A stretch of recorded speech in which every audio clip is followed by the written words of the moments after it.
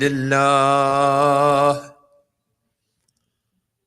السلام عليك يا ابن رسول الله السلام عليك وعلى الأرواح التي حلت بفنائك عليك مني سلام الله أبدا ما بقيت وبغي الليل والنهار ولا جعله الله آخر العهد مني لزيارتكم السلام على الحسين وعلى علي بن الحسين وعلى أولاد الحسين وعلى أصحاب الحسين. Tomorrow is the 4th day of Muharram, and we will continue the discussion about who is Hussein. Remember the word Misbah al-Huda, the light of guidance. Hussein is a global guidance, a universal leadership for love and loyalty and liberation of minds and hearts and souls. So Misbah al-Huda means he is the light of guidance. Misbah means lamp, light. And remember the light. What is light in Arabic? How we say light in Arabic? Nur, right? MashaAllah. And the Quran says, Allahu nuru samawati wal ard. God is the light of heavens and earth. And the Quran also is what? Nur. Anzalna ilaykum nuran what? Mubina. A shining light. So the light of guidance. There is another verse in the Quran that yuriduna liyutfi'u nur Allah ba'afwahihim. Disbelievers, they try to turn off nur Allah, the light of the Lord of this world. They want to turn it off. They want to extinguish this nur. And they try to do it بأفواههم, with their mouth. So you see the operations are in the world, not just with military and might, but also with mouth, with media. There are billions and billions of dollars that they spend to replace al-hidayah with what? Al-dhalala.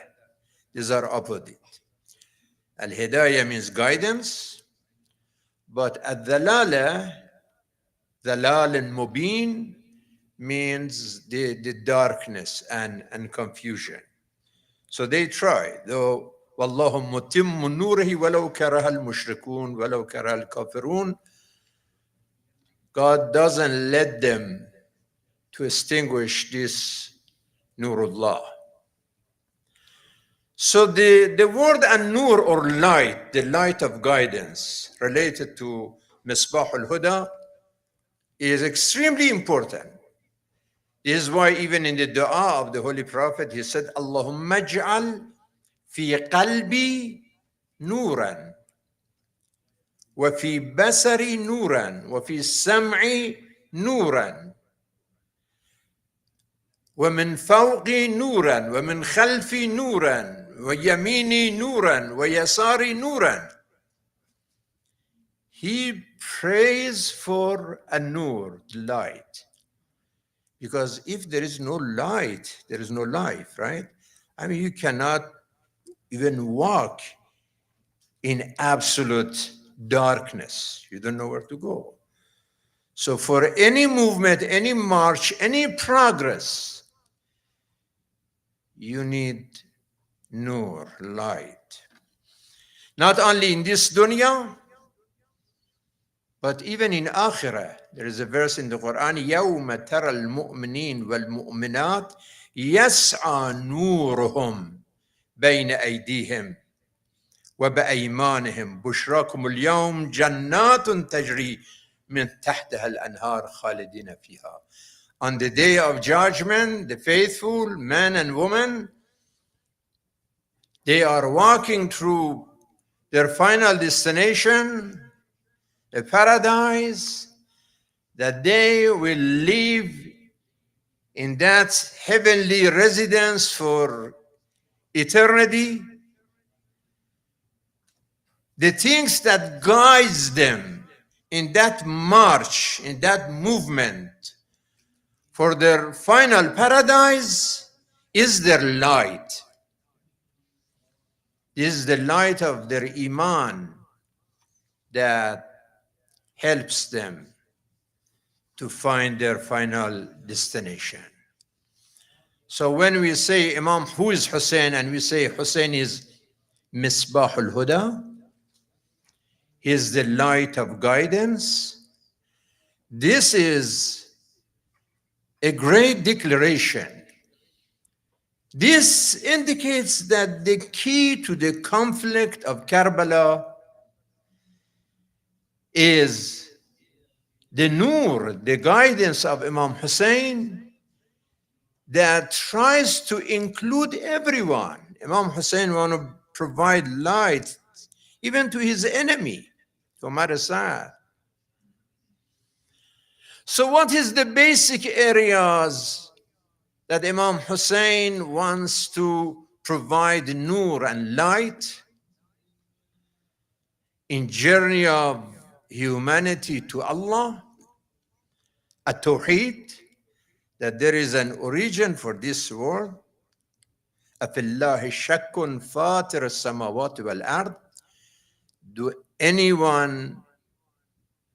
Does anyone doubt that there is an origin, there is a creator, there is a director, there is an organizer, there is a manager for this entire universe, that he is wajibul wujud, his existence is necessary, opposite of you and I, that our existence are possible. We call mumkin al-wujud, and he is wajib al-wujud, that we can exist and not necessary. If there is not light, we don't exist. Like this light in this auditorium, if for one moment the company stops this light, we are in darkness here. This light depends on the light and energy of the electricity company. This cannot exist without that. This is our existence. If one moment his grace, his generosity, his provision stop, we are gone, because we are mumkin al-wujud. Mumkin means it's possible. It can exist or not to exist. So Misbah al-Huda is the Imam who tells us about Tawheed, that Allah nur samawat wal ard, and he also tells us about the end of this world. There is an origin and there is an end. You know, there are almost 1,400 verses in the Quran about al-Ma'ad. If people believed in Ma'ad, we didn't have this mess in this world. All this mess and craziness and crime and confusion and conflicts and killing and everything that you see out of lack of faith in that court. And the Quran says, لا أقسم بيوم القيامة ولا أقسم بالنفس اللوامة أيحسب الإنسان أن لن نجمع عظامه بلى قادرين على أن نسوي بنانه بل يريد الإنسان ليفجر أمامه كلا إذا برق البصر وخسف القمر وجمع الشمس والقمر يقول الإنسان يومئذ أين المفر كلا لا وزر إلى ربك يومئذ المستقر ينبأ الإنسان يومئذ بما قدم وأخر. Subhanallah. Says that a lot of people, they think that we are not able. Fadal, Imam Salih, Fadal, we have a place for you. Thank you. Sallu ala Muhammad wa ala Muhammad. Imam Saleh is one of the leaders in the Sunni community that is very understanding, very wise, and supporting truth and justice and the movement of Imam Hussein courageously in all the occasions. And we really pray for him and appreciate his understanding. So Misbah al-Huda, the guidance of Imam Hussein is, number one, the origin of this world, there is God. And number two, al-Ma'ad, Yawm al-Qiyamah, almost 1400 verses in the Quran about Yawm al-Qiyamah. And it says, Bala qadirina ala an nusawwiya banana. This top finger of everyone is going to be collected. Subhanallah, 1400 years ago, this scientific miracle of the Quran, nobody knew or paid any attention at that time of the fingerprint, right? Now we know that out of 8 billion population on this planet, you cannot find two individuals with similar fingerprint. You can't. And the Quran said that at that time. أَيَحْسَبُ الْإِنسَانِ أَن لَّن نَّجْمَعَ عِظَامَهُ بَلَى قَادِرِينَ عَلَى أَن نُّسَوِّيَ بَنَانَهُ بَلْ يُرِيدُ الْإِنسَانُ لِيَفْجُرَ أَمَامَهُ.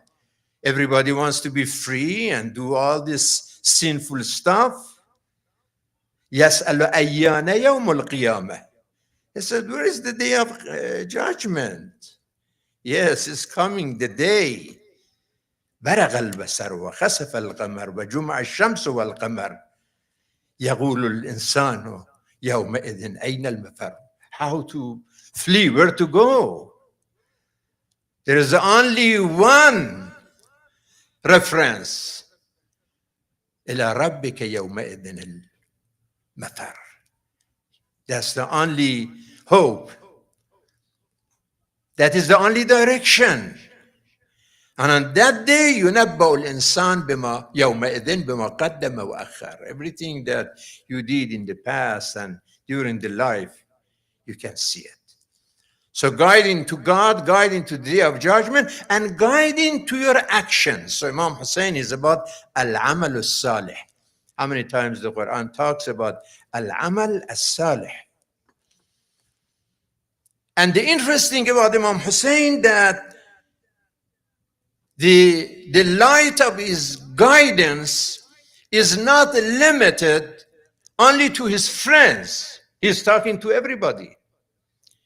He wants to guide Umar ibn Sa'd. He said, Umar, what's wrong with you? Don't you know me? Sibtun Nabi, the grandson of your prophet, the son of Ali wa Fatima. So what's going on? What's wrong with you? He said, Ya Ibn Rasulullah, yeah, I know that, but the problem is I have to do this because if I don't, they are going to come and take my home, take my security, take my money. Imam said, don't worry about your house or you lose some money or you lose some land. I will take care of that for you. Don't worry. But he continues. At the end, he said, Ya Ibn Rasulullah, but they promised me that they are going to give me Mulk al-Ray, that I'm going to be the governor of Ray in Tehran, something that Netanyahu tries to be now. Government of Tehran is trying all this mess. Imam said, you know, Ibn Sa'd, you are confusing yourself. You are listening to the shaitan. Wake up. You are not going to get that. If you get involved in the massacre of the family of Rasulullah, you are going to be disappointed. You don't get there. But this guy was not ready to listen. Some they listened, like Hurr al-Riyahi, he listened. He was the one who tried to stop Imam Hussein from going to his destination to Kufa and force him to go to Karbala.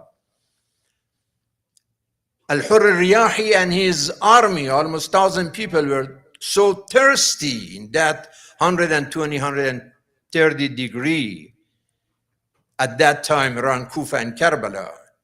And Imam Hussein, he shared water with his enemy. Can you imagine you are thirsty to death in that hot weather and somebody is thirsty and you share water with your enemies? And Jesus said, love your enemies.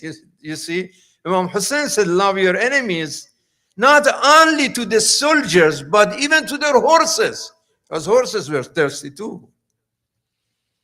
Al-Hurr al-Riyahi never forgot that. This is why on the day of destination, he said, Wallah, أخير نفسي بين الجنة والناس فوالله لا أختار على الجنة شيئا ولو قطعت وأحرقت. He said, now I see myself between heaven and hell. I should be so stupid to choose hell over heaven. That was his decision. He left the army of evil, army of Ibn Sa'd, and he joined the army of Abu Abdullah alayhi salam. And he was one of the martyrs of Ashura. He converted, he received the guidance from Misbah al-Huda. And Imam, when he found him the last moment of his life, he blessed al-Riyahi. And he said, really beautiful name, Al-Hurr al-Riyahi. You are a free man. You liberated yourself from the darkness of evil, the army of shaitan, the army of evil. Congratulations, Hurr al-Riyahi. So then, when we answer the question of who is Hussein, and we say he's Misbah al-Huda, is the light of guidance. Remember that it's not only on the day of Ashura that he was the light of guidance.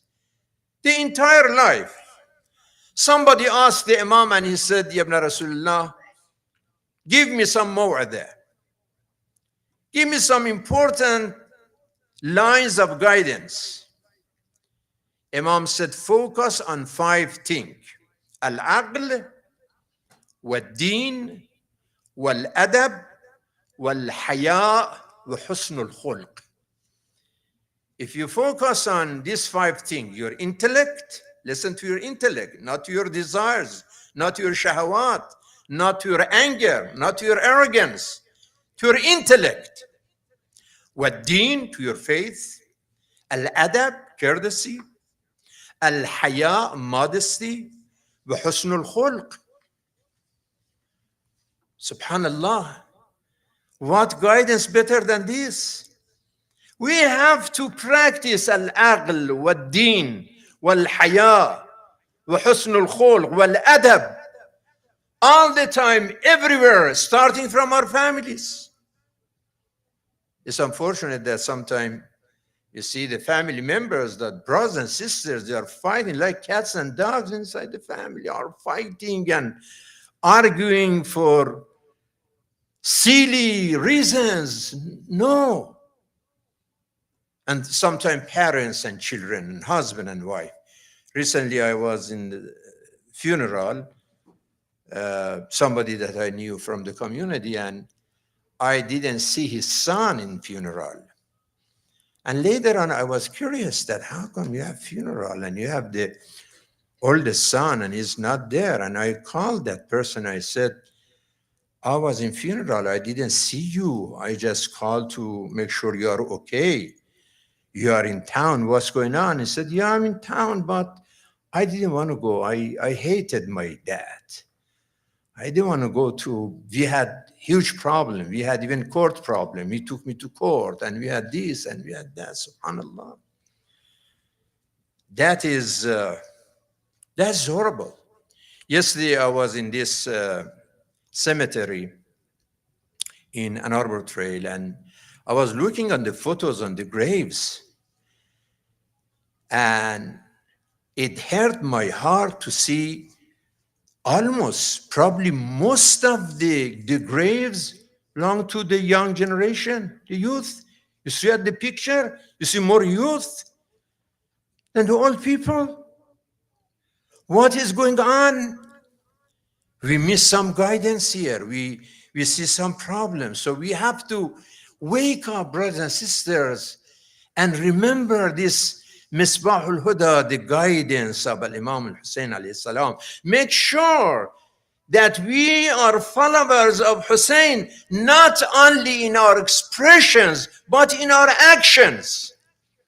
Because some people that they follow Imam Hussein in talking, but in action they follow Yazid.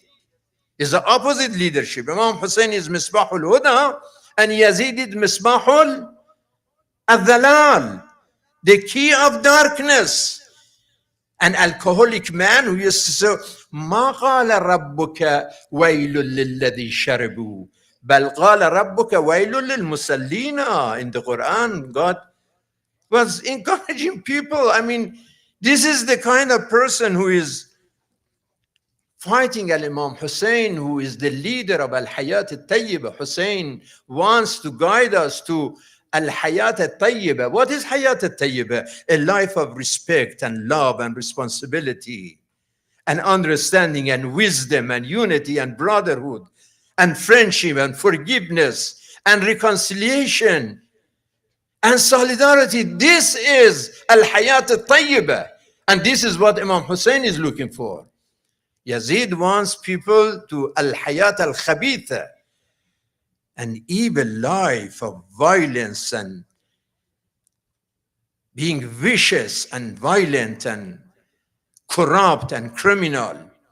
That is what Yazid.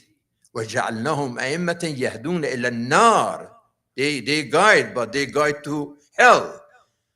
While Imam Hussein, وَجَعَلْنَهُمْ أَئِمَّةً يَهْدُونَ بِأَمْرِنَا وَأَوْحَيْنَا إِلَيْهِمْ فِعْلَ الْخَيْرَاتِ. That is totally different things.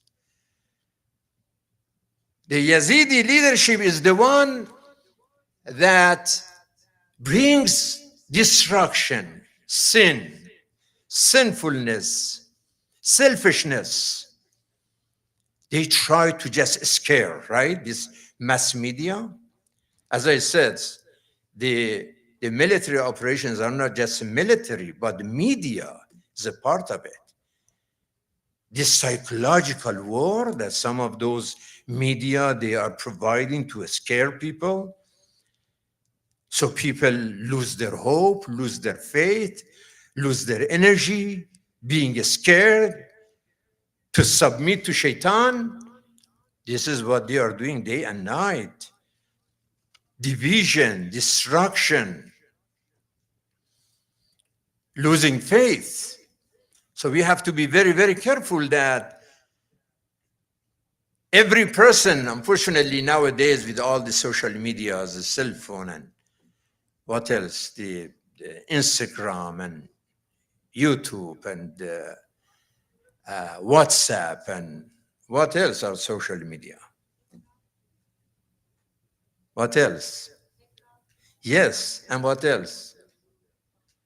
So many social media that they are trying to, TikTok, you said, right? That's one of the worst one. By the way, the social media can be educational. There are some good stuff there too.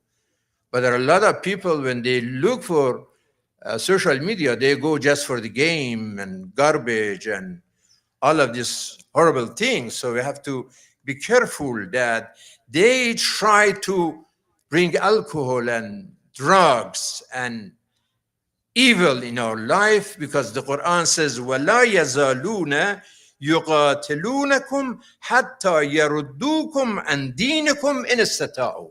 They do everything to destroy your faith. That's all they want. They want people not to have faith, not to have determination. And this is why we need to have this guidance. We need to have this majalis ashura, majalis al-hidayah. You are not coming here just for buka, just cry for Imam Hussein, but to learn from Imam Hussein.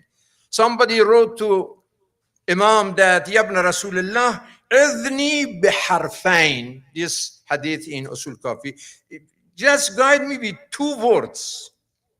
فكتب إليه من حاول أمرا بمعصية الله كان أثوة لما يرجو وأسرع لمجيء ما يحضر. He said, you ask me to guide you with two words. And I'm telling you that in your life, if you try to win, to succeed, to gain something in your life through sinful way, you want to satisfy your soul through sinful ways, remember, if you choose that, if the path to your success is a sinful path, remember, you are going to be disappointed very soon. And you are going to fail. Expect disappointment and failure if your means to your ends are sinful means, disobedience of God. If you do that,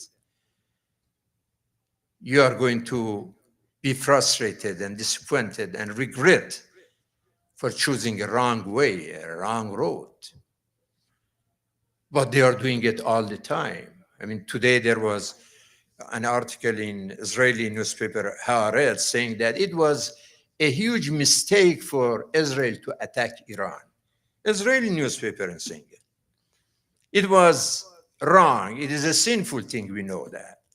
But do you think those people, they would stop? Though they know it's wrong, they won't. Don't be surprised if Netanyahu is coming to DC tomorrow and after tomorrow doesn't decide to attack again, as they are doing it in Lebanon every day, because they want to satisfy their politics through all these sinful ways. And no matter how many times they are disappointed, they keep repeating it because they are under the authority of a shaitan. The Satan is their teacher. This is what happened in Karbala, in Ashura. One of the guys who was carrying the head of Shuhada, Sayyid al-Shuhada, al-Imam al-Hussein alayhi salam, his name was Sinan ibn Anas. He was in a hurry on the afternoon of Ashura. He said, I need to get my reward. I need to go get my prize from Ibn Ziyad. I have to leave Karbala and the same night get to Kufa and get my reward.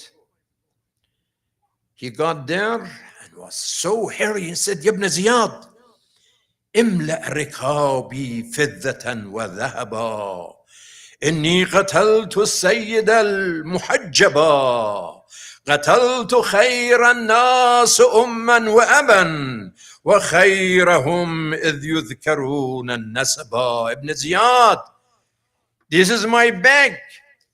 Get my bag and fill it with الذهب والفضة, silver and gold.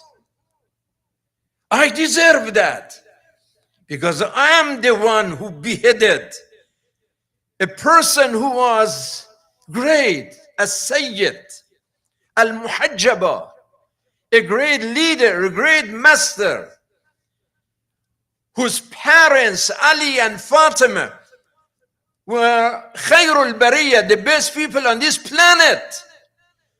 I did that. Big job.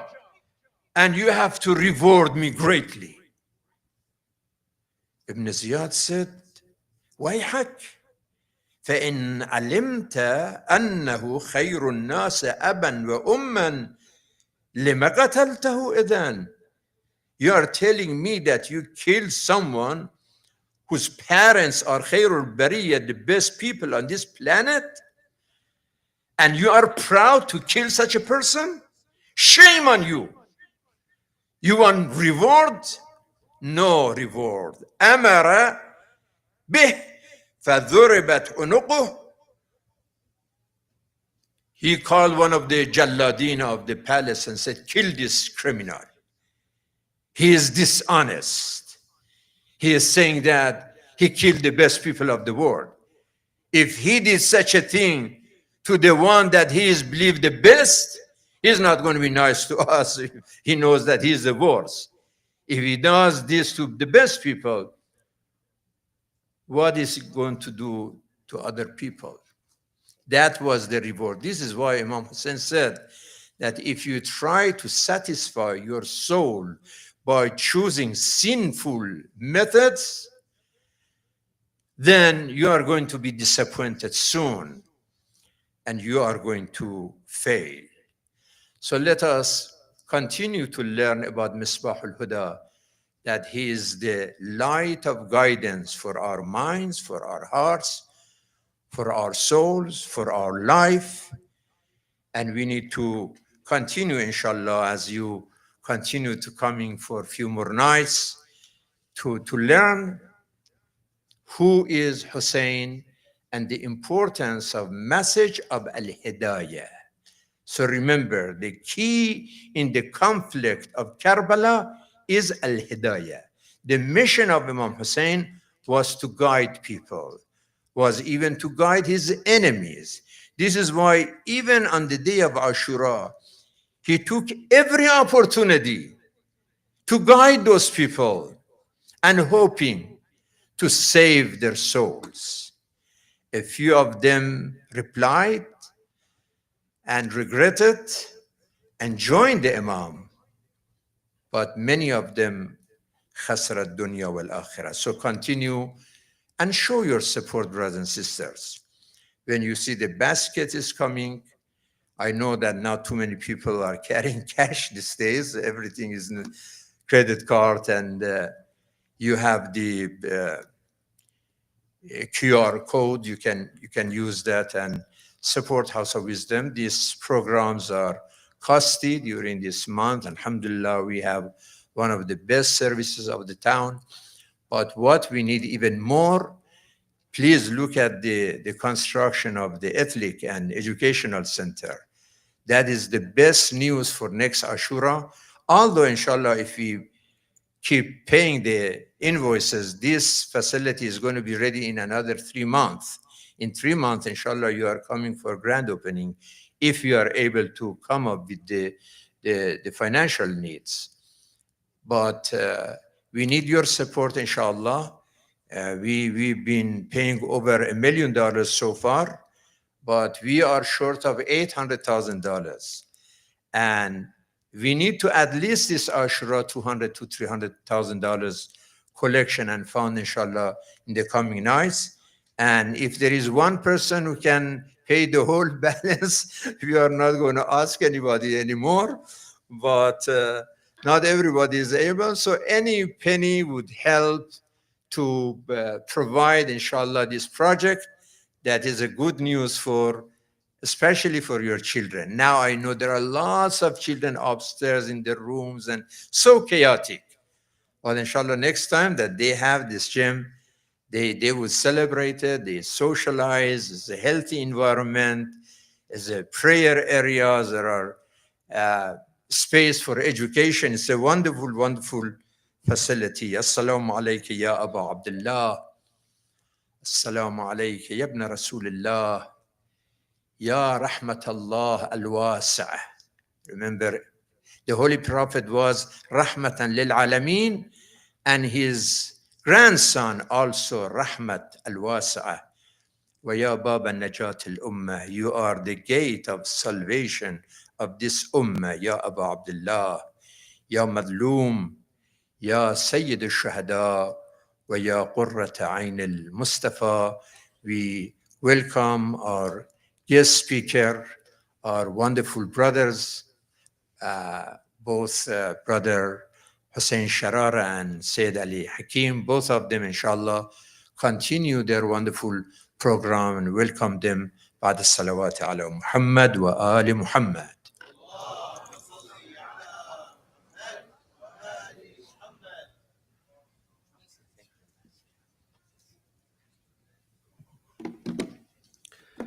Fatiha.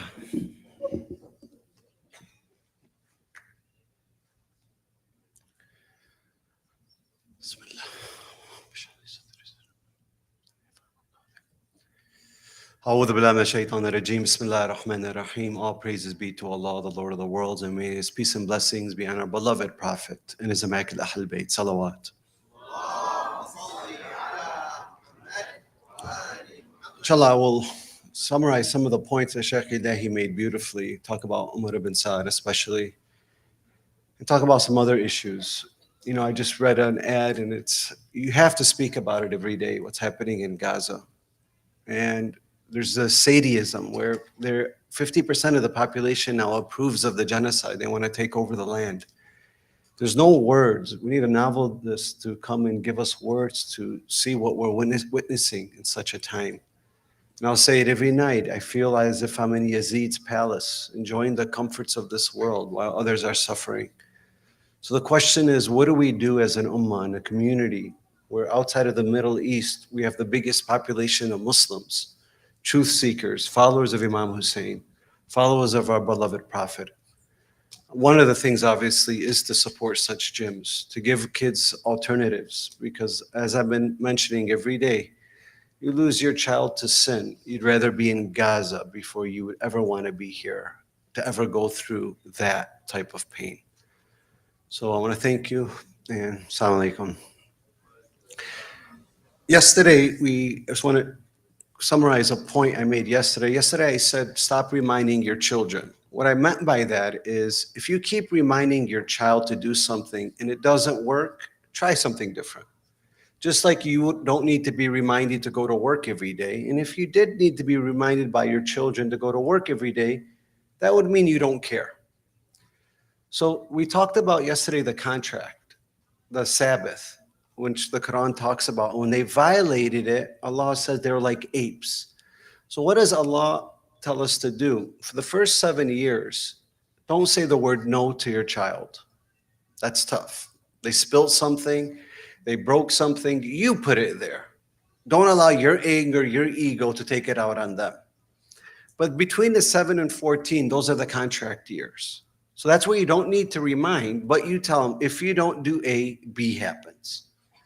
And then in the reverse, let me give you a tip for the kids who are always told no by their parents. You ready? When you go to Best Buy, how many TVs do you see? A lot. You don't see one where it's the most profitable. You see many. Because if you just saw one, then you would conclude right away, yes or no, do you need a TV? But when you see options, even though you'd even want a TV, you're more likely to say yes. Did you know that? Because you see the really expensive TV, it's too expensive. The really cheap TV, it's too cheap. Oh, this one, yep, I like this one, let me buy it. You'd even want a TV. Why? Because Best Buy knows human beings love options. So kids, instead of saying, Ma, I want to go to the movies, say, Ma, I got this group of friends or this group of friends. Which one do you think I should go? Give your parents options. They like that. That puts them in control. Because otherwise, it causes so much friction in the home. And then the child rebels, says, my mom always says no. Get it? So that's what we spoke about yesterday. The other thing that we spoke about is the apes. When we turn into apes, because we talked about Surah An-Nuh, when Allah gives you so many blessings, there's two options. And the analogy our scholars use is the sun. If you take butter out and the sun is out, what happens to the butter if it's beaming on it? It melts. And if the sun is beaming on hay, what happens to the hay? It dries up. Same sun, two different outcomes. Meaning the analogy of the sun is Allah's mercy. Everybody here is going to get God's mercy. Some of us will take it, receive it, and go to heaven. Some of us will take it, even take more like the Netanyahu of the world, and go to hell. And that's why we're going to talk about Umar ibn Sa'd. Because Umar ibn Sa'd wasn't known as a wretched person originally. He was known as a material person that became wretched. He's an example for us. So when I end the lecture today, I'll be speaking about him. The other thing I was going to speak about, just really quick, is a few miracles of the Holy Quran. The closest manifestation we have to Allah is what? Holy Quran. That's all you need. Any problems? Quran is the solution. And the walking Quran obviously is the Prophet. But the Quran, the Prophet said, is going to complain against us. So what I'm going to do, just maybe today, maybe tomorrow, just give a few miracles. In Surah As-Saf, Allah says, and I'll just do the English, and mention when Musa said to his people, "O my people, why do you harm me while you certainly know that I'm the messenger of God?" And then it goes on and then it talks about why he betrays him. So how did Prophet Musa call his people? "O my people." The very next ayah, same words, but from who? Prophet Isa. What does Prophet Isa say? And Isa mentioned when Isa, the son of Maryam, said, "O Bani Israel, children of Israel, indeed I am the messenger of Allah." And this is where they called him a madman, a magician. So wait, Prophet Musa, Prophet Isa, same tribe. First ayah, he says, Bani Israel. First ayah, my family, Prophet Musa. For Prophet Isa, he didn't use my family. He said Bani Israel. Why? Because from then, you would get your tribe from the mother or the father. Which one? The father. So he would say my family because his father was of the Bani Israel. So he'd call them the family. The next ayah, Prophet Isa alayhi salam, he wouldn't say my family, he'd say Bani Israel. Why? Because he has no father. Look how specific the Holy Quran is. Even the word Pharaoh in the Quran is only, in the Bible, it's used in Prophet Yusuf's time and Prophet Musa's time, the word Pharaoh. But in the Holy Quran, the word Pharaoh is only used during Prophet Musa's time, not Prophet Yusuf's time. Why? When you study Egyptian history, that word Pharaoh, did not exist during Prophet Yusuf's time. Look how specific. Because if anybody claims, "Oh, we received this from the Bible," explain this. And the biggest miracle, obviously, is the Holy Quran. You know, when I'm reading something, and mention when Musa said to his people, "You know when I'm reading, yes or no?" Compared to when I'm speaking to you, correct? So that's what made the Arabs of the time go crazy. Because the prophet would speak, they say, "Wait, these aren't your words. Where are you getting this from? We've known you for 40 years. Where are you getting from?" So instead of saying they got it from God, he got it from God, the Prophet ﷺ, what did they say? He's a magician. There's thousands of these types of things in the Holy Quran, but it will only enter your heart like the sun if your heart is open, if you promote good, forbid evil. You have to be a good person for the Quran to enter you. Otherwise, if you're a bad person, it'll take you deeper into hell. Salawat.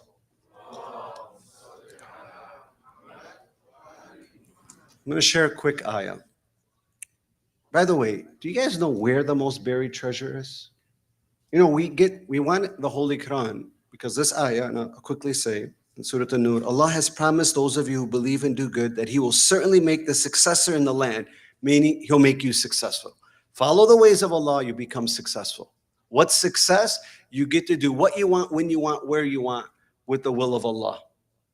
Success is if you don't want to give allegiance to Yazid, you don't have to. That's success. What is hell? When you're 40 years old and your daughter wants a car or your son wants to go to a good school and you lived here. What is hell? That you tell them no. Why? Because of foolish decisions that you made when you were a teenager. So you might think playing the Fortnites, the social media, these things, they make me so happy. But do you realize the regret you will have 30 years from now? Saying that, what did I do with my life? That now I have to allow my kids to suffer. And you'll feel that guilt. Times that about 1,000 when you leave this world, knowing that you had more potential in your life. That's why the most buried treasure isn't in the diamond mines in Africa. It's not in the oil fields in Saudi occupied Arabia. Guess where it is? It's in the graveyards. Because when you die, they'll tell you, you could have been an author. You could have been an entrepreneur. You could have been a doctor. You could have went to Gaza and helped people, but you were too in love with this world, like Umar ibn Saad. So we're going to talk about how do we make sure we don't have that character. So Allah says, you want to become successful, and you surely establish for them their faith when He has chosen for them, and they'll change their faith into security, provide that they worship me, keep their promises. That's what we've been speaking about. What is it about our character that we constantly want to break our promises when it comes to the love of this world? Umar ibn Saad is a great example. Let me quickly give you the history. Umar ibn Saad was told, go and, from the governor of Kufa, go and get allegiance or kill Imam Hussein. I will give you Ray. And he knew Ray because his father, who was a companion of the Prophet, used to go to that land. And Umar ibn Saad wanted that leadership. And one thing, even with Shaitan, what made Shaitan deviate? He hated that somebody else had leadership. Look within our own communities. As soon as a mosque is built, something happens. Our scholars say, look at the divide because of the leadership. And who suffers? The youth. We have a wise even in Orlando. And as soon as a mosque was built, and we put wise in that mosque, it caused a huge division. And here's the interesting thing. Both sides think they're right. Could both sides be right? It's like when I do marriage counseling. He's right. I'm right. He's wrong. She's wrong. I'm right. And who's suffering the whole time? The youth. Take that at a grander scale of what that does to a community. Thus the importance of Sheikh Elahi before he marries people. He does premarital counseling. Thus the importance of other counselors and other sheikhs. It should be wajib on them to do such things to save the community. Because you want to destroy a community, destroy modesty. And one of the ways to destroy modesty is to break a marriage. Because when you break a marriage, especially the female, they feel a void, especially from the male figure. They're going to find somebody else to fill that void. And thus modesty goes out the window. And we need to be careful. Salawat. So Umar ibn Saad was told, you'll have Ray. Just come, you'll have Ray. Go get allegiance. So he gets there, Imam Hussein gets there on what night of Muharram? The second, right? On the third night, Umar ibn Saad gets there. After going back and forth, what did he say in his mind? And we do the same thing, especially the youth in the community. He said, I will commit this bad act at Allah, but I'll ask Allah for forgiveness. He said that. We say that. I remember a brother told me, I'm going to settle down when I'm 27. But before that, I want to have as many girlfriends as possible. I said, oh, really? I said, oh, okay. So you think when you stop to your wife, and your poor wife who you're going to deceive, because she's thinking she's marrying a pious person, you think you're going to be able to stop after you get married to your wife? What's one of the biggest problems in our community? Infidelity. Why? Because of bad habit. So what did I tell him? I said, try to change the way you tie your shoes, or try to change the way you sleep. How difficult is that? I said, very. Do you think you'll be able to stop that habit? That's why, brothers and sisters, when you're ready to get married, try not to marry hurt people that haven't healed. That's why you look at the families. Because the worst type of relationship you could get into is where you feel good because you're helping somebody, and then you end up marrying somebody who you needed to help. Don't do that. Never marry somebody that you need to help. Help them, but don't marry them. And you always look at it, and you look at the person and say, would I ever allow my son or my daughter with such a person? And if the answer is no, run away. Otherwise, your kids are going to attract the same type of people. And you go back to that hell. So Umar ibn Sa'd was told, go. He gets there the third. From the third to the ninth, he's going back and forth. Imam Hussein says, I will give you. He says, I promise you, you won't even eat the wheat from Ray. You're not going to step your foot into Ray. And he knew Imam Hussein was telling the truth, but he was blinded. Remember we spoke yesterday? They put their fingers in their ears. So by the ninth, he sends a letter. By the seventh, and by the ninth, they send Shimr. Said, Shimr, if he doesn't do it, you take control and you do it. Look at Shimr, his evil. He was the Netanyahu. By the end of the ninth day, he gets there the ninth, by the end, he wants to start the war. That's why Abu Fadl Abbas was told, give us one more night. He wanted to start right away. And then Umar ibn Sa'd told Shimr, I know you're the reason why. I had him coming. I was going to convince Ibn Ziyad to have this treaty, but I knew you're the reason that stirred the pot. I knew it. So then he said, if you don't start, I'm going to start. So what did Umar ibn Sa'd do because of the love of the world? He takes the arrow out, says, let everybody know I'm starting this. Why? For the love of this world. Think about that. You know, Allah says, tomorrow is promised to you. The meek will inherit the earth. Even the Sayyid said, when he spoke to us, said, what's happening in Gaza, all this is going to be taken over by justice. I'm not saying to you, it's God that's telling you, it's a promise of God. And anybody here who's doing something sneaky behind your parents' back in any way, God will eventually expose you. He'll give you chances. He'll give you chances. And eventually you'll be exposed. Just like Pharaoh was exposed. Just like now Netanyahu's being exposed. So the more sneaky you are, Allah will keep you going, give you reminders, send you people to stop. But if you don't, you're going to keep getting reminders. Eventually God stops reminding you and he leaves you alone. But before you die, all your faults will be exposed. And they'll be the most embarrassing day of your life. For what? The love of this world? Think about it. 1400 years ago, I'm still speaking about Umar ibn Sa'd. I'm still speaking about Pharaoh. Can you imagine if somebody spoke about you that way? Let's look at people in the community. But before I do that, brothers and sisters, think about this. This is why we need certainty in the Holy Quran. If I were to give you $10 million tomorrow, and you know I've never lied, how would you act today? Would you allow people to bother you? Would you care if somebody cut you off? Would you care if somebody backbit you? Would you care if somebody cheated you? Would you care about anything today that could take you away from happiness if somebody promised you $10 million? Yes or no? No. You wouldn't care. You'd be so happy because you know the certainty of the future. Thus, the reason why Imam Hussein could smile in Karbala. Thus, I saw 2 ambulance drivers. They're on video before they take their shahada in Gaza. And they were drinking tea in the ambulance and laughing and saying, soon we'll go see our parents. And within a few days, they became shaheed. And they were smiling, thinking, how do you have such certainty? Because in that land, I think it's much easier. There's a kid that I met from the West Bank about 6 months ago. He came here. And I asked him, what is it that you want? We'll give you anything you want. You know what he told me? So I want to go back home. I miss my mom. I said, but your house was always under occupation. He says, I don't know, but there's something about this land that I don't like. My prayers are different here. That's why even some of our scholars say travel. If you've lived in this land a long time, take your families to ziyarah. Take your families to third world countries. Go somewhere different. Pray there.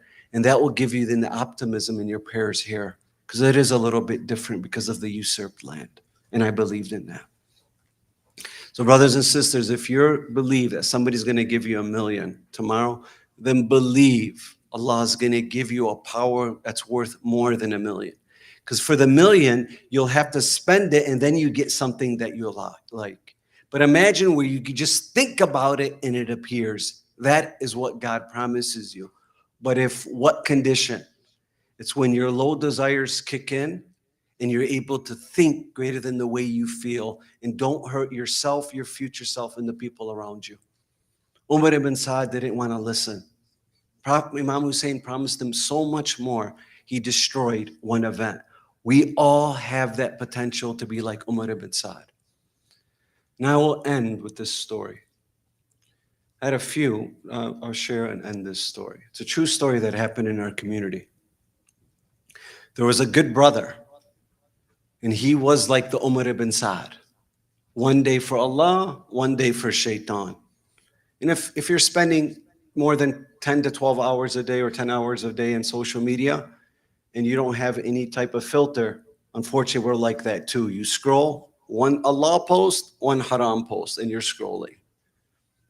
It's true, especially with TikTok. And remember what I said yesterday, that the things that are covering your ears now, instead of your fingers, it's your AirPods. So there was a brother, one day for this, one day for that. He owned a printing company in the community. Very successful, multi-million-dollar business. He was doing well, but he would gamble once in a while with his friends, but every once in a while he'd give money to the mosque. It's a true story. This is what happened. And the reason I share is we all have this potential. So he's playing cards, and his friend said, instead of us taking each other's money, why don't we go to the casino and start gambling? So that's what he decided to do. So he registered under one of the MGM casinos, and they noticed his bank account. So guess what he told them? They said, we will fly you on a free jet to Las Vegas. And that's, unfortunately, I do a lot of counseling. 21-year-olds coming to me, addicted gamblers. What happened? Well, I was promised $1,500 if I just open up my account, and they gave me $1,500 to gamble, but I want $30,000 in. My parents don't know, and I'm thinking about committing suicide. That and marijuana has plagued our community. Marijuana, the second most toxic thing to the brain, kills blood flow. It's a great help for people within pain. But people who are taking it recreationally, ya Allah, it makes you so stupid you don't even realize you're stupid. And who opens the marijuana facilities? Muslims. So this brother was, I can't say he's a brother. This person was told, go, you have this free jet. He said, okay. He would go. He would win some weeks, win some no. He lived in $1 million home in West Bloomfield, or I think it was worth that much. I'm not sure. So he would go, and after 1 year, all of his accounts were wiped out. He went bankrupt. So now he's going one more time to the casino, and he's telling the dealer, you're killing me. It's a true story. Happened in our community. Brothers and sisters, we are all one habit away. That's why you never give up. If somebody says, why do I pray? So I don't have the potential of going there. So I hope to die a Muslim. My greatest fear is tomorrow I revoke my faith because of some bad habit. And how do we know that? Prophet Yusuf alayhi salam says, oh Allah, I just want to die a Muslim. If a prophet of God is saying that, who are you? Thus the importance in Surah An-Nuh we spoke about yesterday, to constantly do forgiveness, and Allah will give you a family, wealth, and anything you want through forgiveness. And tomorrow we'll talk more about that, especially the lines of dua come out.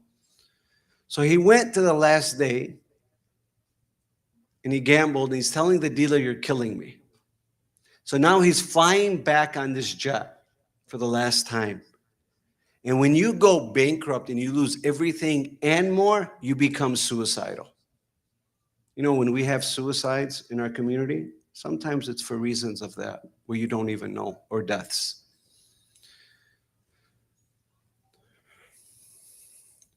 He comes, he's flying, he gets in about 2 o'clock in the morning.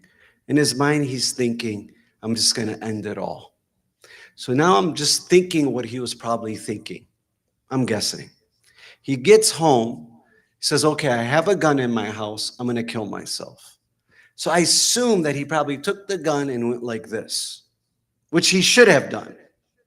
But what did he decide to do? Put the gun down. He said, but who's going to take care of my wife and kids? So you know what? So they don't have to suffer.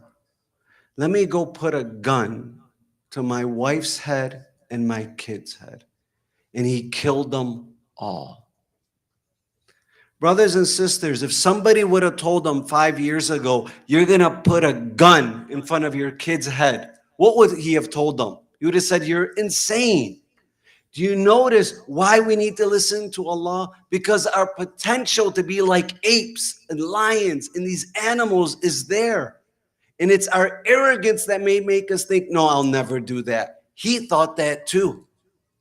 So somebody asks you, why should you pray? Because Allah has commanded me, so my potentials don't ever go there.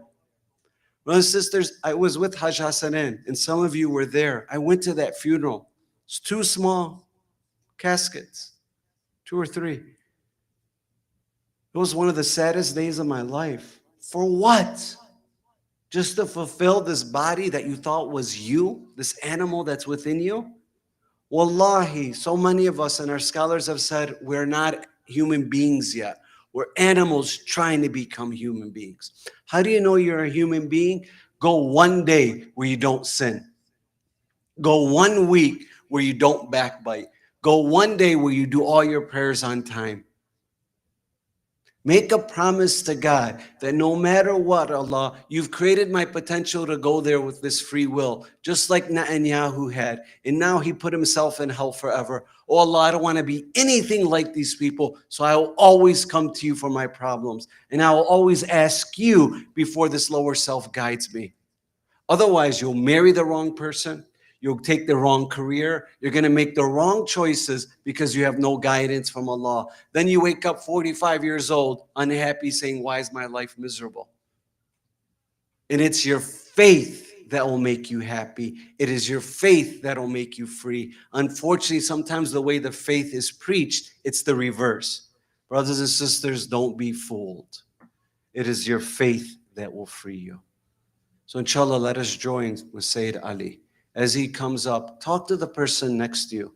How will you always take precaution so that animalistic side never comes out? Through prayers or any other way? Go ahead, have that discussion with the person next to you.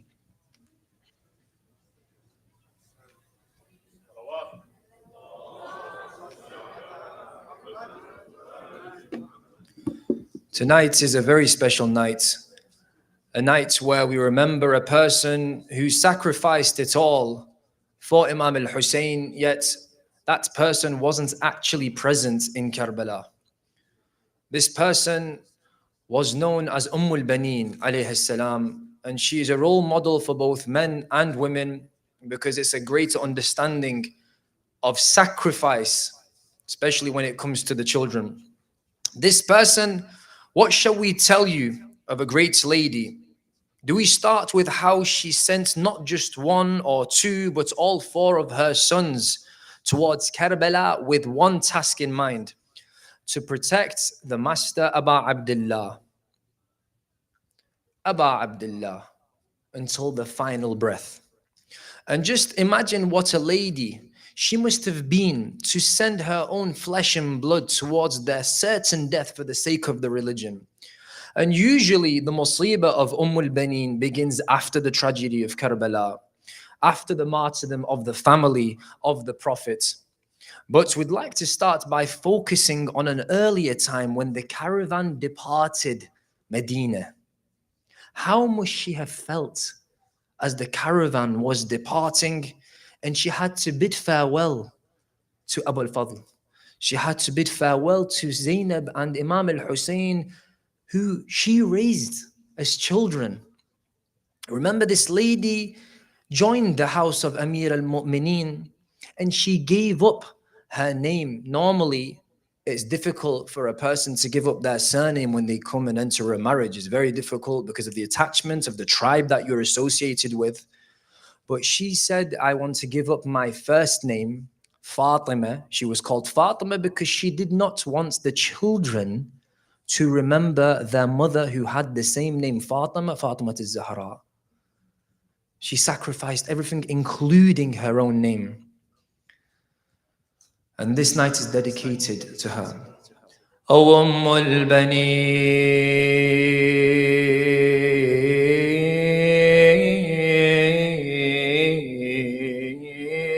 I ask you, how did you embrace Zainab that day? Knowing this was a journey,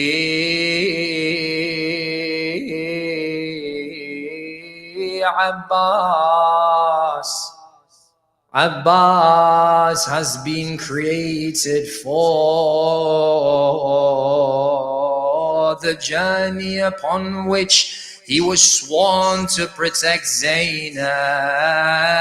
I can't help but wonder if the goodbye was hard. Just what you would do, what you would have done if you had been there to witness Zainab standing alone. You couldn't bear to see sadness on her face. What if you were standing there watching Zainab until Zainabiyya, as she watched her brother Abbas fall, or watch Zainab scream in pain at seeing what's happened to Imam al-Hussein? You would surely have beaten your chest and head in grief over the events of that day. But now let's turn towards what's happened after the terrible atrocities have been committed. Ajarakumullah. She had remained behind in Medina to look after the children and a special child of Abu Fadl. Sometime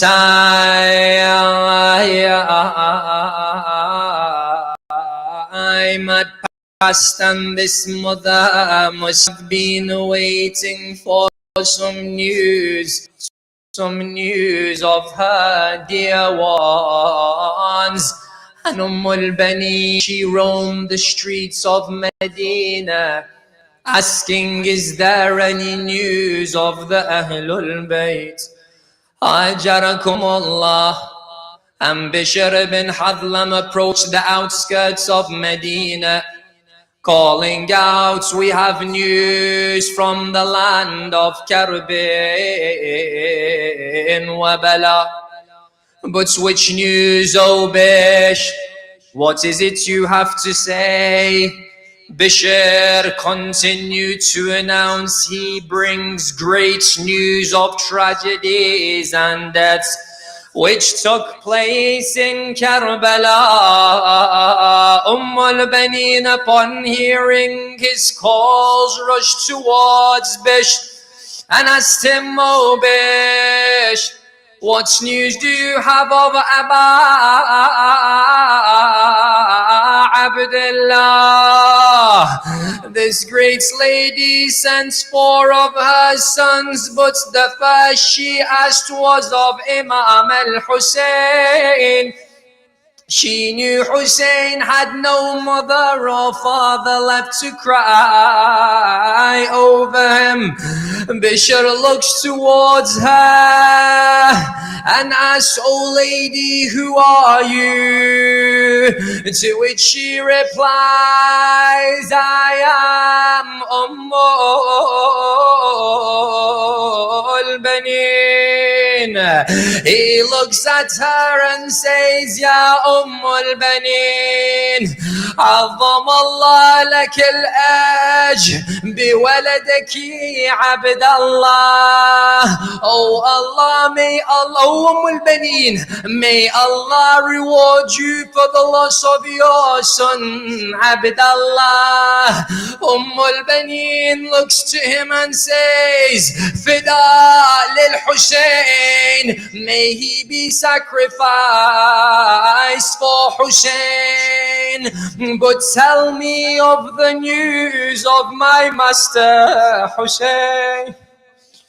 He looks at her again and says, may Allah reward you for the loss of your sons, Ja'far and Uthman. Again, al-Banin, as if unaffected by what she had been told, she says, فداهما للحسين أجركم Allah, may they also be sacrificed for Hussein. But tell me, O Bish, tell me of Hussein. Bishop then looks at her and says, oh al-Banin, عظم الله لك الأجر بولدك أبا الفضل وويلا. Abbas was her the eldest, her treasure, her everything. ومصيبة al-Banin, on hearing this news, she was holding the baby of Abu al-Fadl at this time. Upon hearing this news, she dropped the child of al-Abbas and she fell to the floor too. She said, this is painful. Oh man, I beg you, tell me of Hussein. Ajarakum Allah. Bishr called out, but this is your Abbas, he has been slain. She says, Hussein is my master, he is my sacrifice. Bishr then says, oh lady, عظم الله لك الأجر بالحسين, may Allah reward you for the loss of Hussein. al-Banin then went weeping and crying and rushed towards the house of Zainab. The servants of the house had been told to not let anybody inside the house. On hearing that al-Banin was at the door, and Zainab said, oh Fadda, this is al-Banin, she is from our family. Zainab saw al-Banin and al-Banin saw Zainab, and they embraced each other and wailed over the tragedies of al-Muhammad.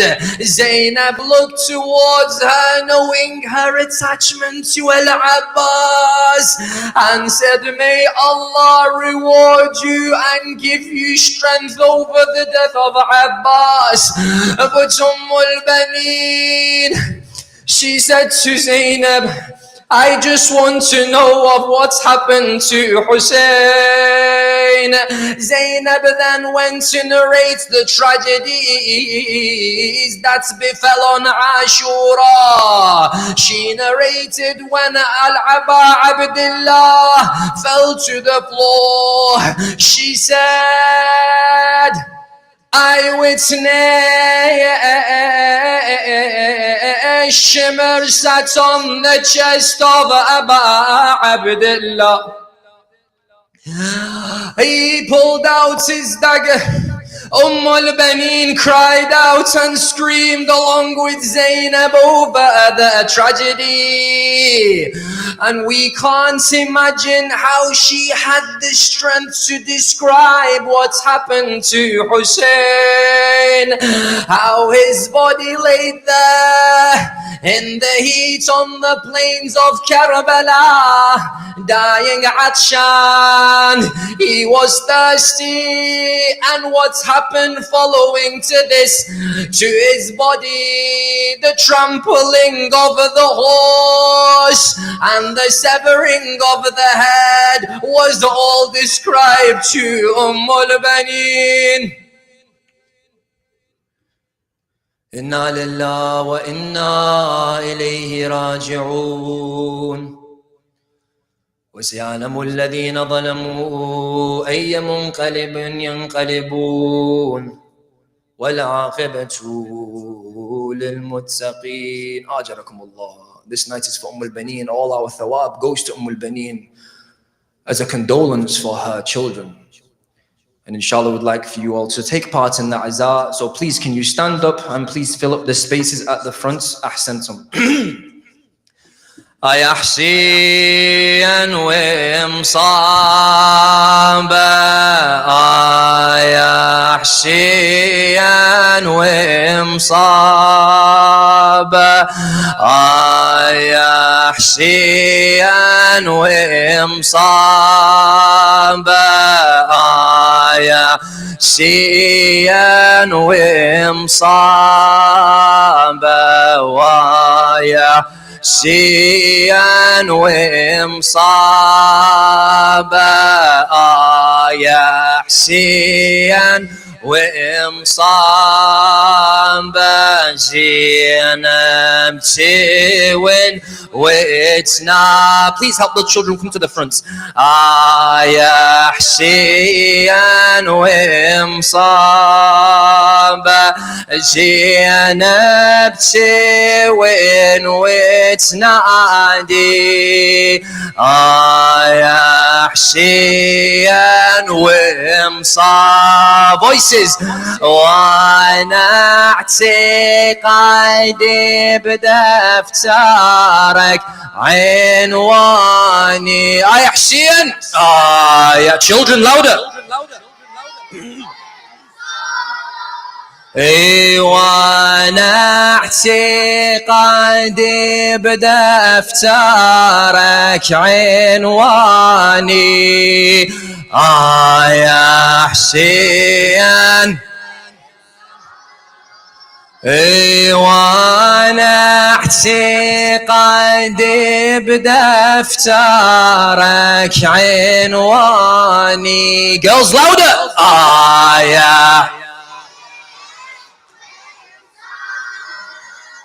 وحاشاك لليوم الوعد تنساني يا حسين يا louder وحاشاك لليوم الوعد تنساني يا adults as well ولأجل العين ستشابه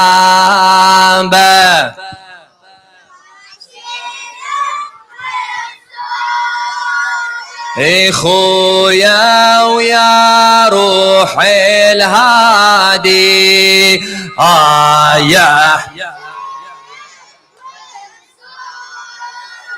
ويا حسين ومصابة يا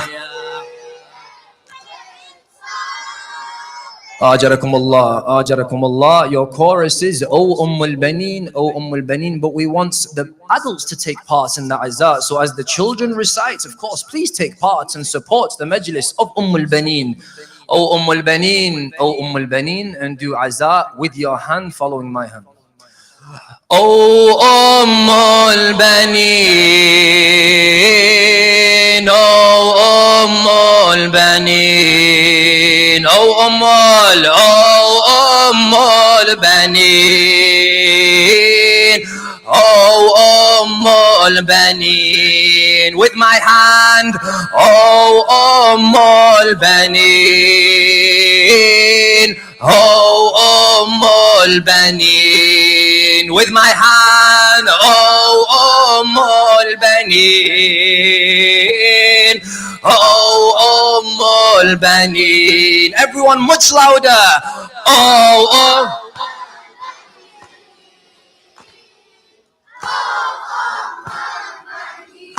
And your hand even higher. In al-Banin. Louder. In of Abbas you'd hear, but strong you would stay, for you gifted him to serve on that day. If only you knew what service would take from your son Abbas, how him it would break, how on Hussein's lap he'd bid his goodbye with severed hands and arrow in his high. Then one after one you'd hear of the deaths, but only one name escapes with your breath. So my son Hussein, tell me of his state, tell me he's alive, for him I await. Oh, al-Banin, oh, al-Banin, louder, oh,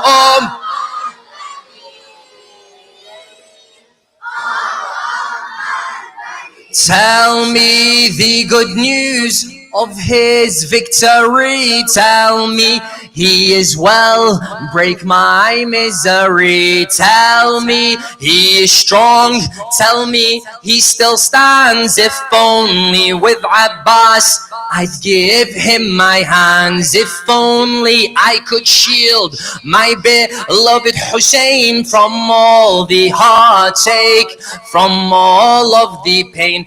And then your world broke and tears would descend. If only his death your tears could amend. Oh, the pain you faced on that fateful eve, when of your Hussein news you would receive. Oh, al-Banin, oh, al-Banin, louder, oh, in, oh, how strength you could feel with your broken back, with your heart knowing he won't return back. How strength you could feel with your broken back, with your heart knowing he won't return back. How patient you stayed with his departure, knowing that your son is now a martyr. How patient you stayed with his departure, knowing that your son is now a martyr. How much does pain take? Is it a lifetime? As for your whole life broke after this crime. Oh, al-Banin, oh, al-Banin. We can do louder.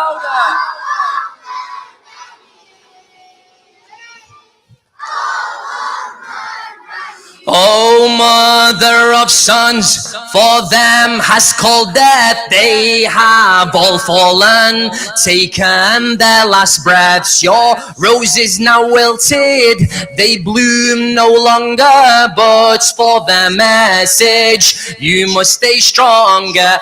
And loving you stayed, serving your ummah. And when you're asked why, you say for Zahra. You knew what you felt for her was much worse. May Hussein's killer forever be cursed. If only with them your hearts could unite, for your world is dark, Hussein was your light. Oh, al-Banin, oh, al-Banin, louder. And you lost all that day, alone you would stay. You teach your ummah when broken to pray. God truly heals all, he's the all-loving. And after each loss, victory's coming. For Hussein lives on, he lives in our tears. He's shaped our lives, he shaped our years. And your son Abbas taught us sacrifice to give for Allah. no matter the price. All your brave sons, mashallah, mashallah, all your brave sons, may like them we be, and serve our Hussein in his 313. Oh, al-Banin, oh, al-Banin. Last time. In rise up, Ya Abbas, your mother's calling.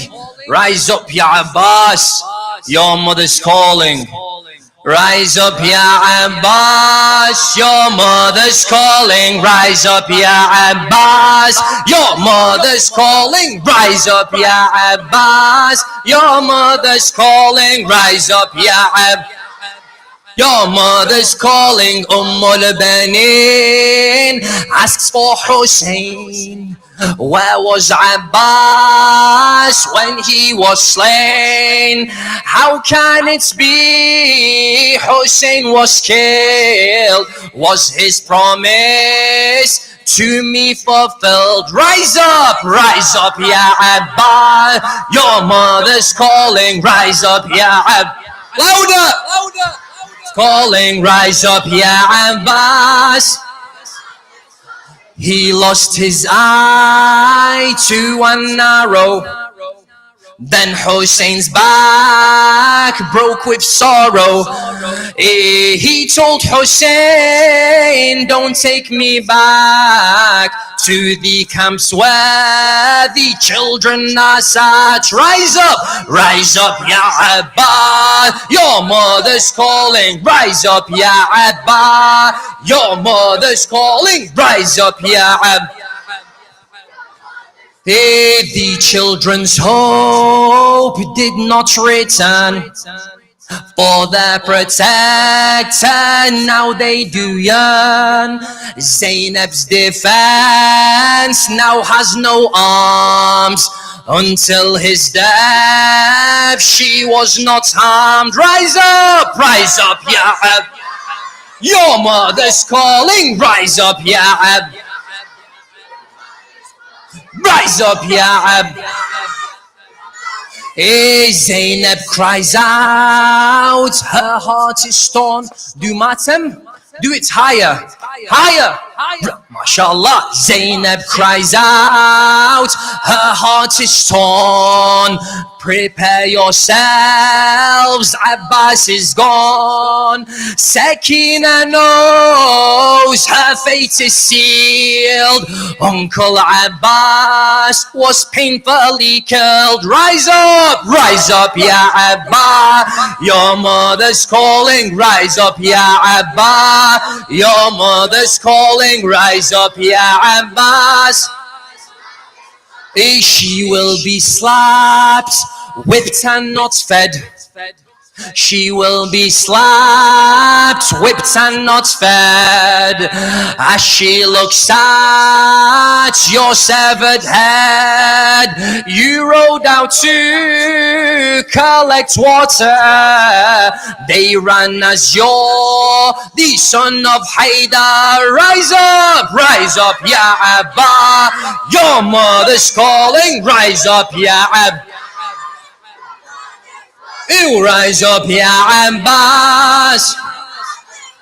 How can one man fall to the ground? Martin, with my hand. How can one man fall to the ground with no arms to support his land? They attacked like their forefathers. They struck him like they did Haidar. Rise up, Ya Abbas, your mother's calling. Rise up, Ya Abbas. Rise up, Ya Abbas, when you was not fighting, that's when the spike of vengeance struck your head. Hey, oh my master, please come to me. They did not spare my broken body. Rise up, ya Abbas.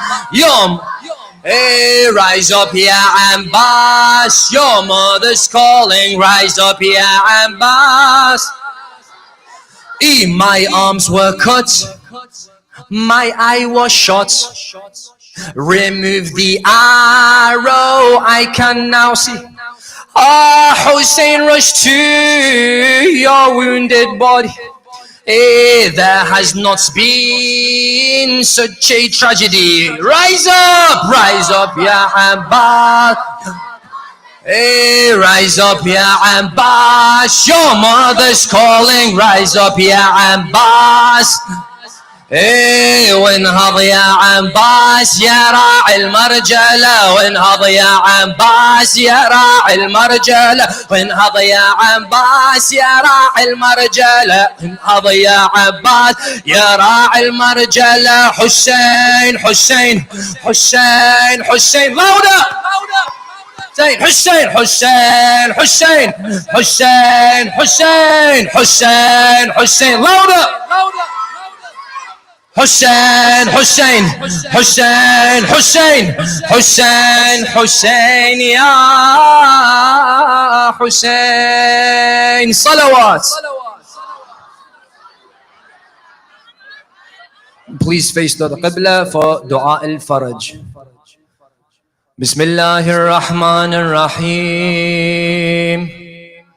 اللهم كن لوليك الحجة ابن الحسن صلواتك عليه وعلى آبائه في هذه الساعة وفي كل ساعة وليا وحافظا وقائدا وناصرا ودليلا وعينا حتى تسكنه أرضك طوعا وتمتعه فيها طويلا برحمتك يا أرحم الراحمين. 5 times أما يجيب.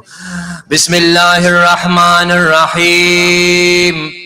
أما يجيب المضطر إذا دعا ويكشف السوء. أما يجيب المضطر إذا دعا ويكشف السوء. أما يجيب المضطر إذا دعا ويكشف السوء. أما يجيب المضطر إذا دعا ويكشف السوء. أما يجيب المضطر إذا دعا ويكشف السوء. يا الله يا الله يا الله. اللهم بحق المضطر أجب المضطر ونحن المضطرون يا الله. اللهم شافي وعافي كل مريض بحق مريض كربلاء زين العابدين.